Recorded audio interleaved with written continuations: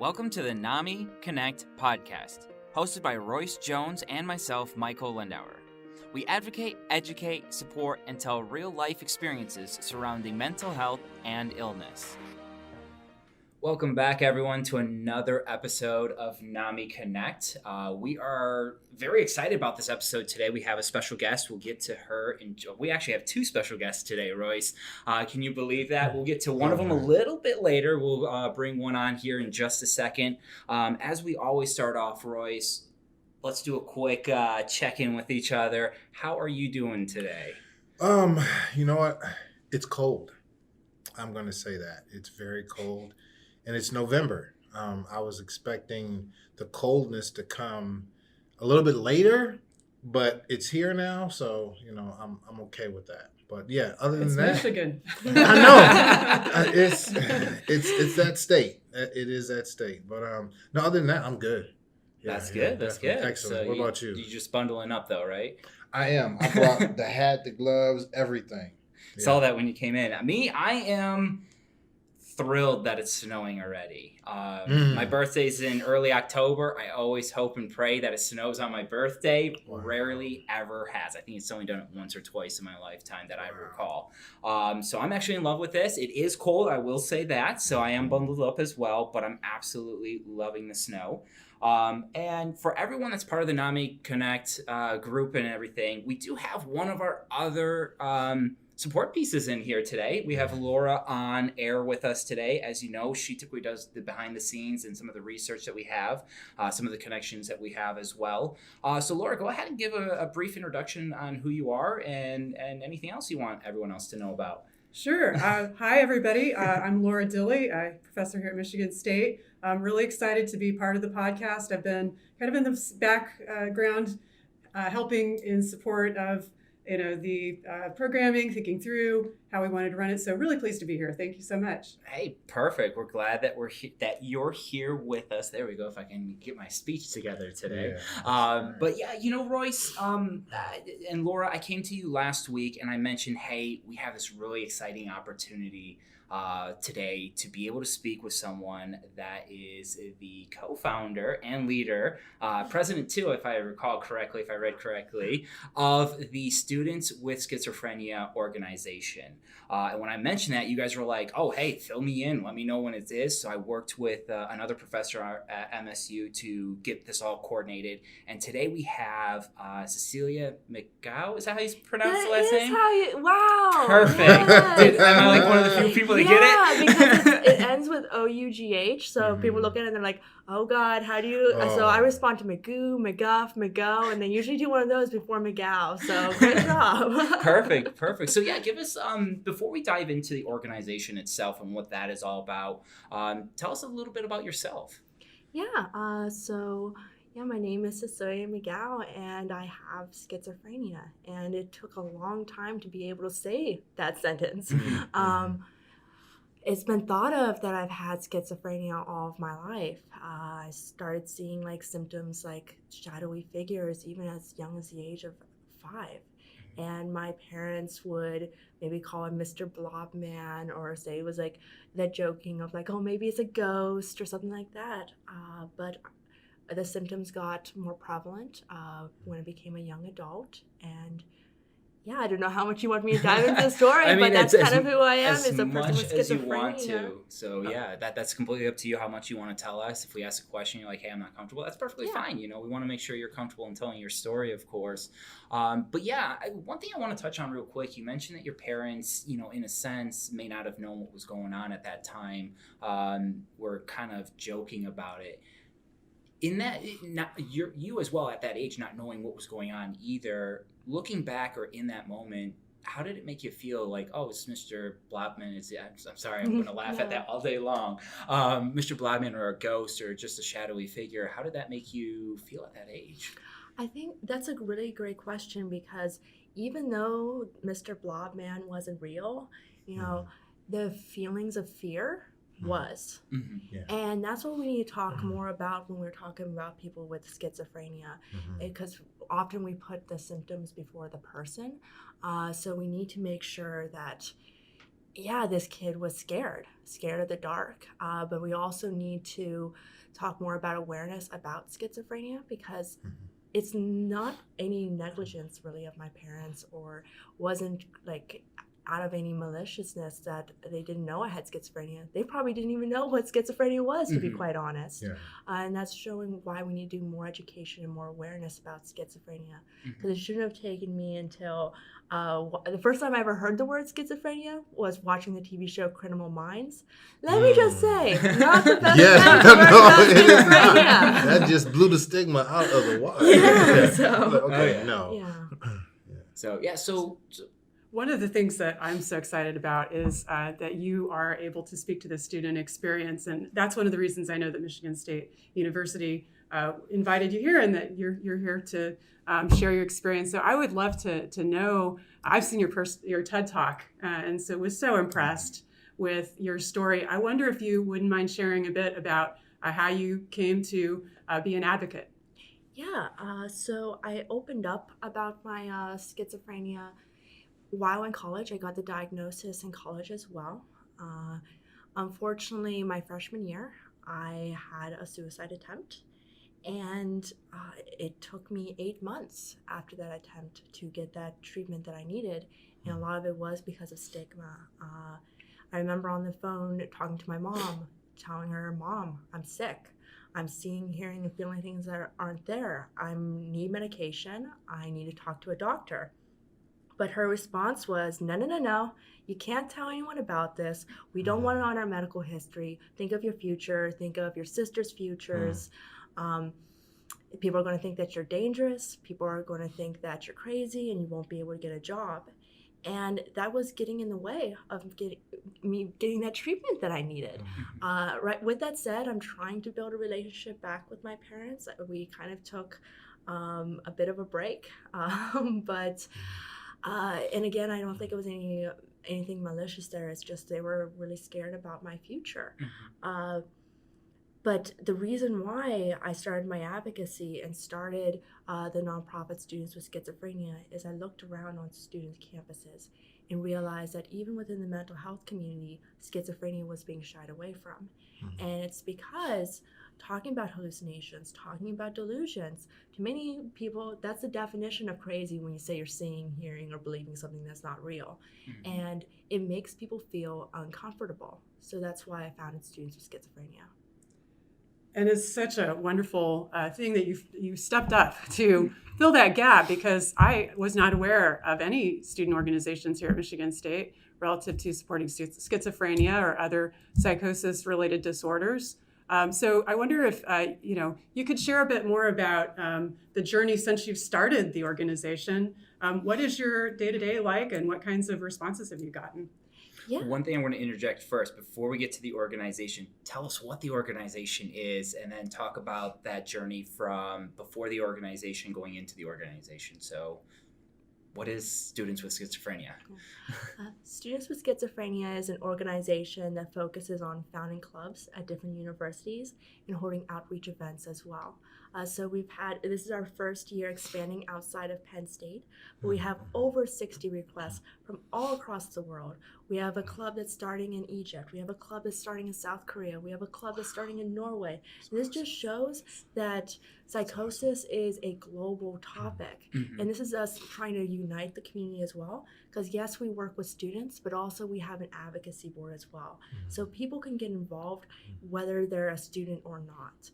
And they could help with volunteering. They could help with outreach. We even have an internship program for resource direction, outreach, but also for tech and also graphic design. So being part of Students with Schizophrenia is really helping bring the community together, because people see us as a lot of times individuals. And even before people see us as individuals, they see us as sometimes just our symptoms. So this is us coming together as a community.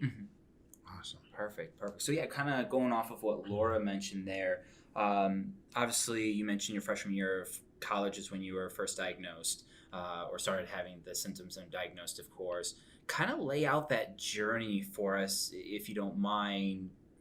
You were diagnosed, you learned about it your freshman year to when the organization started. Kind of map out that journey for us. So with me, it was a long journey with the schizophrenia recovery journey, or I don't even like maybe the word recovery because I still struggle with symptoms or live with symptoms. There's like, with the terminology, I sometimes both say struggling and live with, because I'm surviving and I'm thriving, but I also do have those days that it's a little weightier, and maybe some days struggle's the right word, sometimes other days thriving's the right word, so it goes kind of back and forth. But with my journey with schizophrenia, it did start when I was a kid, starting with like the Mr. Blob man, but in junior year of high school, I started hallucinating a clown very similar to the older adaptation of Stephen King's It, and then later started hallucinating spiders, and then a girl, and then even this past February, I unfortunately was at the subway station where someone jumped in front of a train, and they're no longer with us, and I'm now struggling with a hallucination from having a really bad episode after that traumatic event. So my journey is still going. But when it comes to founding Students with Schizophrenia, it first started out as an idea. I was living in a entrepreneur house at Penn State called the Co-Space, and I happened to be with some of the people living in that entrepreneur. There was so much fun. It was 20 entrepreneurs in a house with that like mindset we had, like a rock wall in the house, dry erase boards in the showers for shower thoughts. Wow. It was such a great. That's awesome. It was such a fun. Stimulating creativity. And happened to be some of the people living there were also helping coordinate the TEDx PSU, and they were like, "You need to do a talk," and I was just like, "I don't know if I want to do this or not." But with their support, the peer support there was amazing, and so I signed up to do the competition to like maybe get a spot to do the talk. And I was fortunate enough to win that competition and advance forward. And then I was just like, oh God, I want to make sure that this is a call to action as well. And I had been thinking about maybe when I graduate college, maybe later on down the road, I'm going to found something like Students with Schizophrenia. I'm like, this is now. Like this is like, we need it now. Yeah, we need it now. And also when you have an opportunity like that, I didn't want to, pass it up and such. So when I got on the stage, I was like, all right, so we're founding a nonprofit, Students with Schizophrenia. And I was like, on there, I was like, well, of course I used the royal we a little bit. And I was just like, okay. And then like after that, then the talk, like now I think it's somewhere like 4 million views, and then the special books by special kids, like on Facebook, it's over 12 million views. I'm like, well, this is very real. All right. But with that, like because of that traction, it also brought in the volunteers. It brought in the people that wanted to co-found it and such. So it brought in so sometimes you got to take that risk and jump on those opportunities, especially when something is so serious to yourself and something that's like that. When you see something that's so wrong in society and you know that you need to make a change, sometimes you got to jump in and do something even when you don't feel ready and are scared to do it. Wow. And that's kind of how Students with Schizophrenia started. Perfect. No, that's awesome. And it's so interesting to hear you talk about timeliness, and society's been changing, right? So I was thinking the other day about how even for women, there was the time not so long ago that we weren't supposed to talk about our bodies or menstruation, things like that, or LGBTQIA folks weren't supposed to, be open and be their true selves and reflect, have their true identity out there. And it seems to be, a lot of people lived through the Clinton era with don't ask, don't tell. I wonder, do you feel like, That's true though. Isn't it? Right? That's very much true.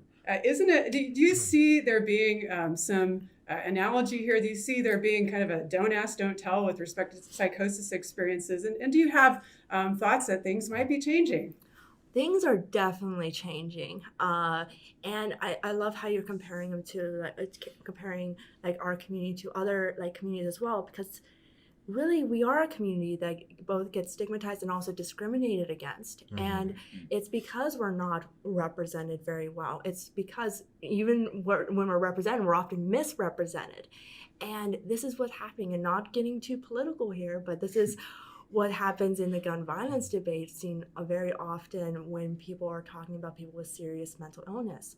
And in the history of humanity, when you have groups that are underrepresented, misrepresented, we become the scapegoats to terrible things. Yeah, the extreme. Yeah, that's what's happening in the gun violence debate now in America.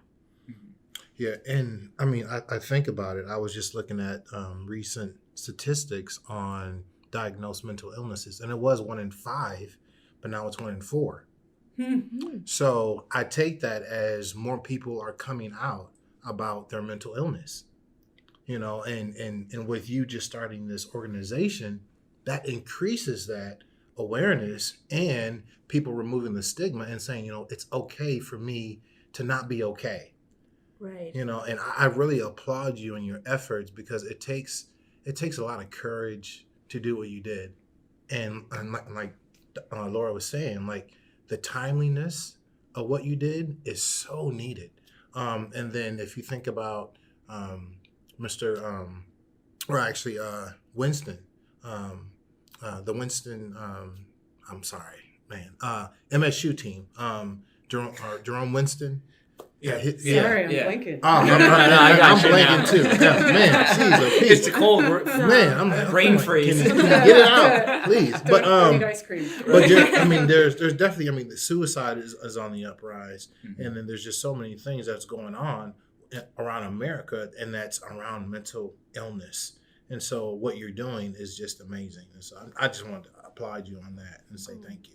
Well, thank you. And I'm just going to pick up on that because, it is so important to start talking about things like psychosis episodes and people's individual experiences, because once we start talking about those things, then we see we're not so different after all. No. And there are certain, I wonder if you could share a little bit about some of your experiences and the kinds of things that you see or hear, and then how do you take those experiences and reflect on them to know that they're not real.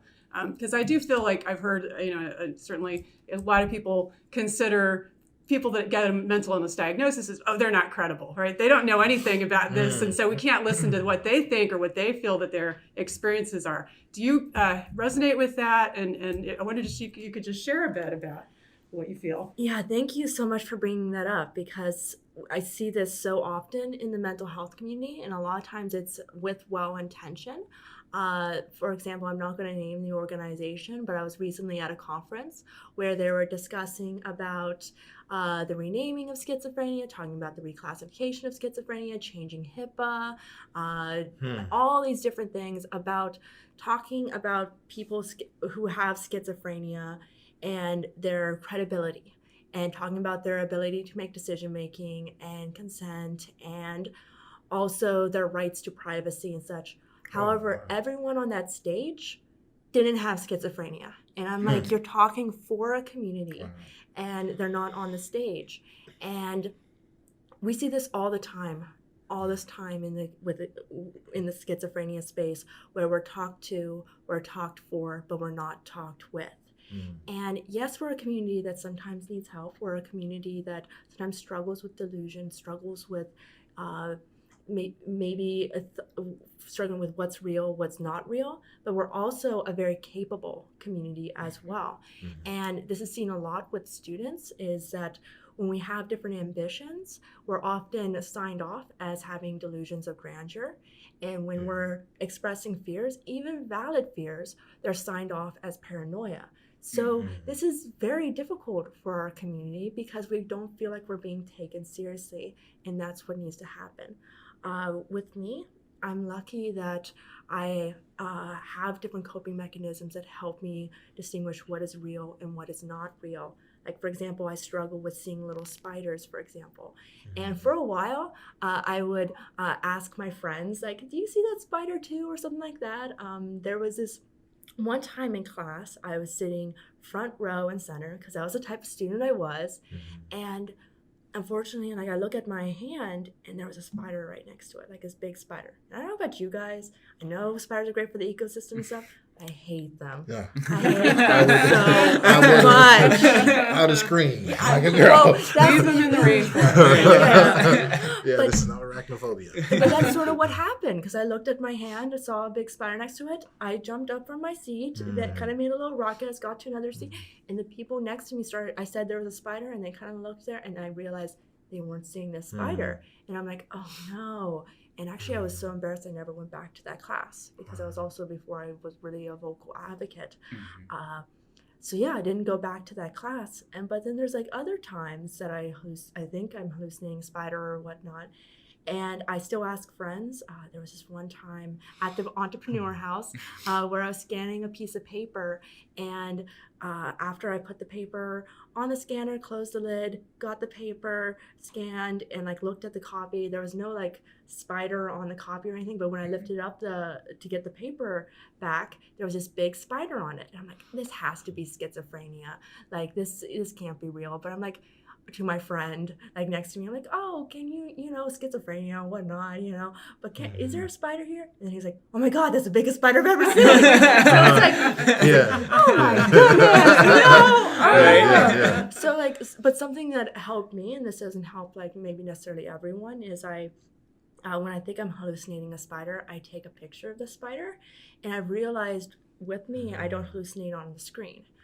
So that's something that helps me finding like that grounding technique.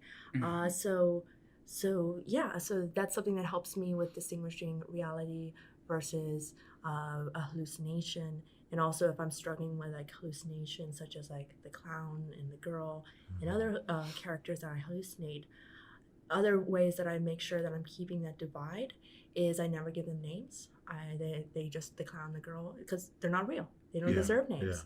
So it's like keeping those very clear divides, and also making sure that I'm keeping the boundaries. And this is something like I'm almost like this. I sometimes feel like this protective mother with like students with schizophrenia, because unlike some other groups out there, we treat schizophrenia as a medical diagnosis.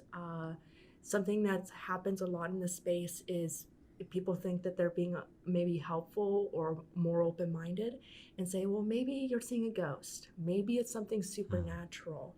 And the thing is, you could be a spiritual person with schizophrenia. You could be someone, it's not disrespecting spirituality. It's not a lack of open-mindedness.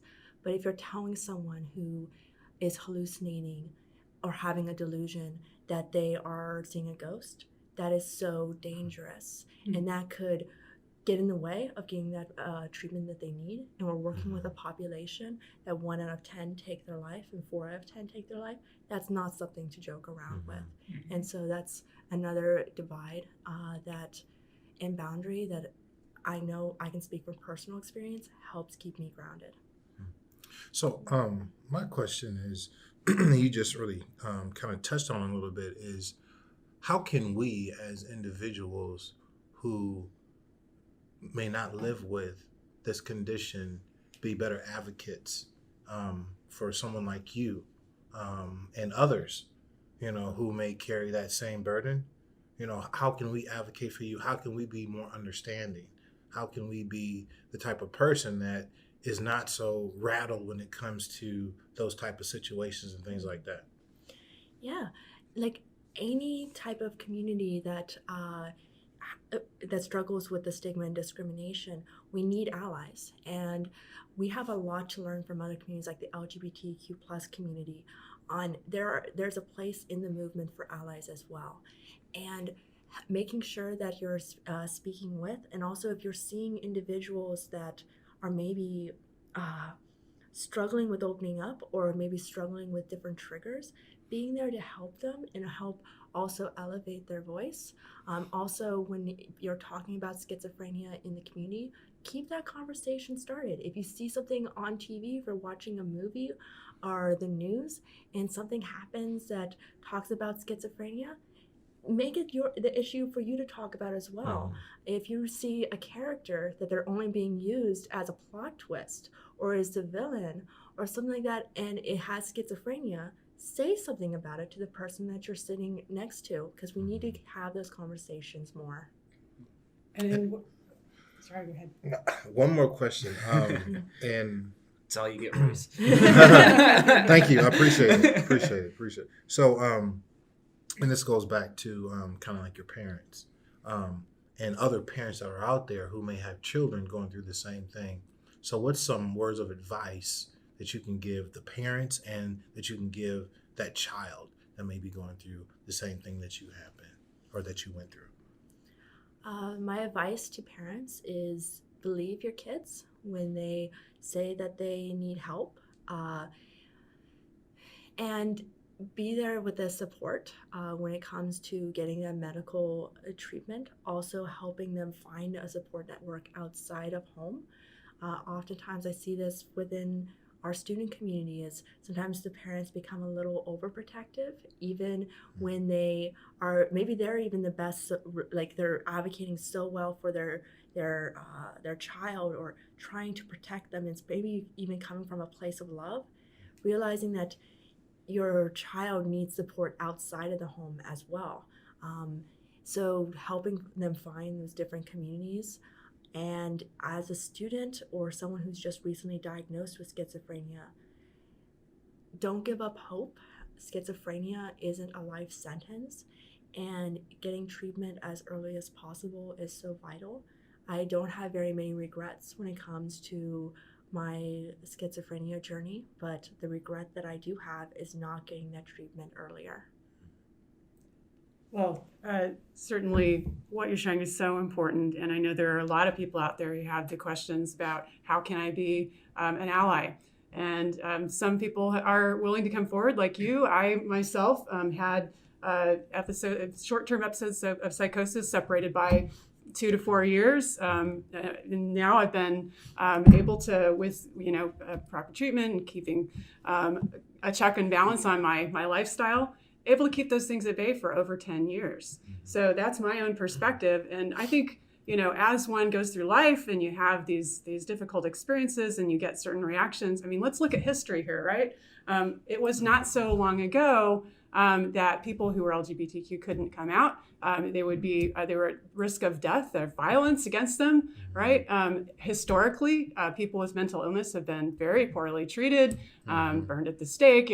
We're talking really serious stuff here, right? Risk of life and limb with that, quite literally. So we are talking about things where it has not been until the present time in human history that we have been able to look past those surface differences, or looking at someone's behavior and saying, oh, they are a witch, or they are, That's exactly what that came to mind, was the whole witch hunt thing in the early colony days. Is like people would be seeing things and hearing things and be like, oh, I can predict this, this, and this, and people would be like, no, you're just a witch, go to the stake. And we've come a very long way, thankfully, from that. So and how many just really quickly, how many examples do we have of stereotyping where we've had to look past, think through where are those stereotypes coming from, and then we have to hear from voices of people who are the victims of those stereotypes and that discrimination and those stigmas. So what would you would you say to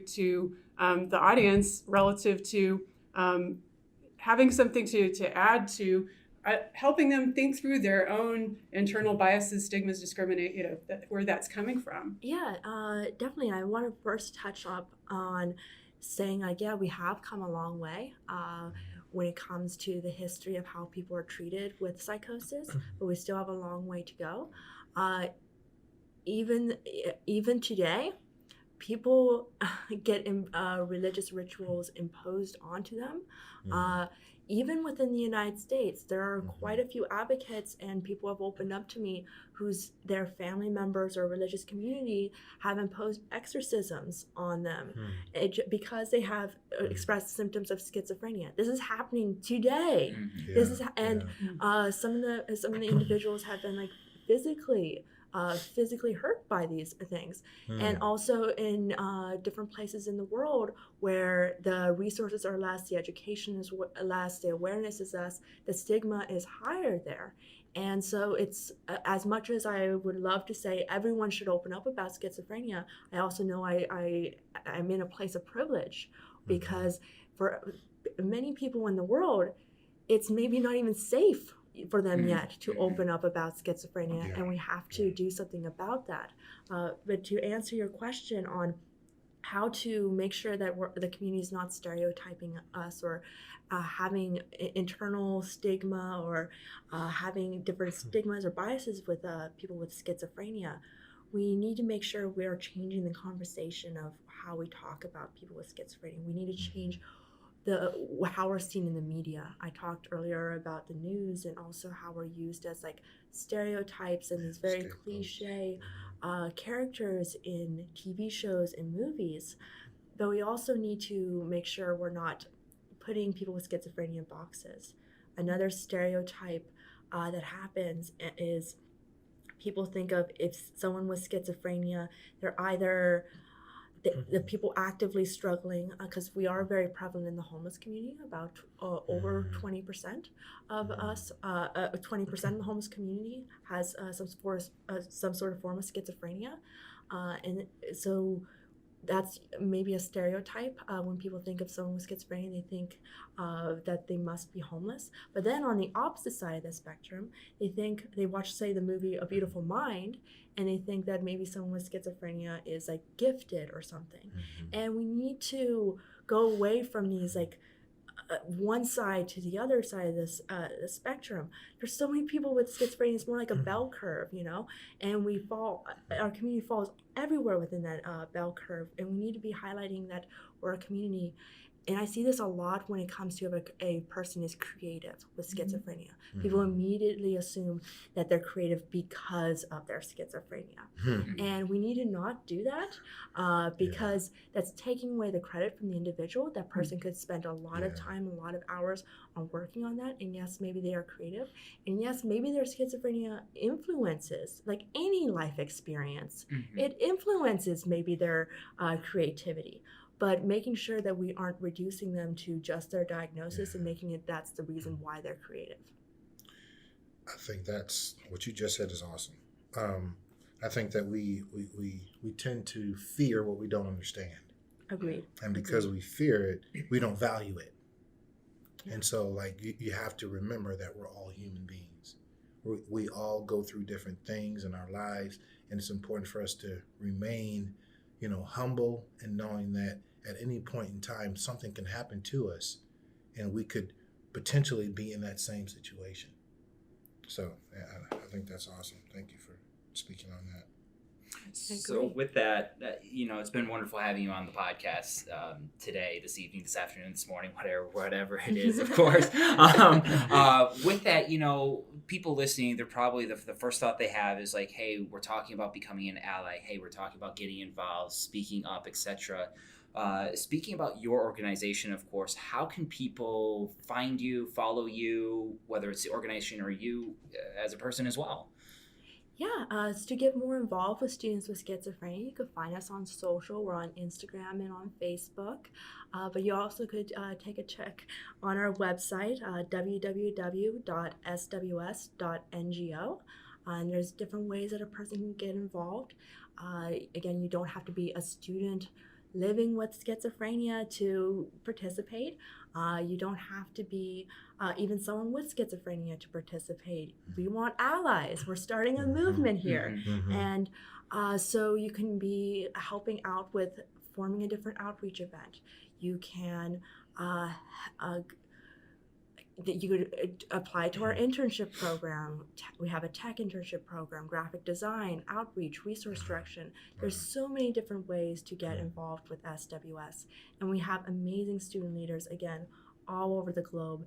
And they really give me hope for the future. This whole generation gives me hope for the future. Like, have you ever seen like Greta Thunberg talking about like this generation is really, I don't even just say this as just being like fluffy and giving like this like hopeful, meaning to like give a hopeful message. I sincerely mean this. Like this generation, not just my generation, the generation behind my generation, even the younger people, Mm-hmm. they have this social awareness of embracing people's differences that I really don't think has been seen before. Mm-hmm. And also this taking advocacy to the next level to mental health activism is something that I see happening with this younger generation as well. And they make me so proud. Which is awesome and Fabulous. great to hear, because Yeah. that's exactly Yeah. what I'm seeing as well. Speaking about the different movements that have happened, we, from a mental health and illness standpoint, that movement is just starting, as we've all mentioned throughout the episode so far. It's just starting and has a long way to go as well. So if you didn't catch that, you said that you're on Instagram and Facebook, as well as the website sws.ngo. Yep. If you didn't capture any of that, you can find it at our pages on Twitter, Instagram, Facebook, being at NAMIConnect, of course. Definitely reach out to us. And then also at NAMILansing.org. We'll throw up a little bit for you as well in our podcast section, so that way people can find you in case they're like, hey, where did it go? I know it was on the NAMIConnects. They can just check out us and they'll be able to find the links to you, of course. Cecilia, we want to thank you for joining us today, of course. So we do appreciate that. We know you have another event later that you're going to be attending as well. We hope to, I'm hoping to enjoy it as well, of course. Royce, take us on out.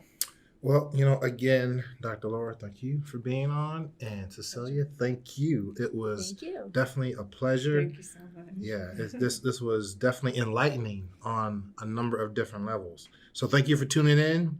I'm Royce Jones, and Mike Lindauer is here also, where we advocate, educate, support, and tell real life stories about mental health and illness. Thank you. Until next time.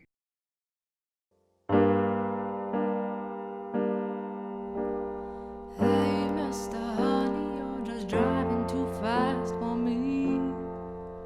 Turn the radio down so you can hear me complaining tonight. Stop being funny, you just know I don't really care. Roll the windows back.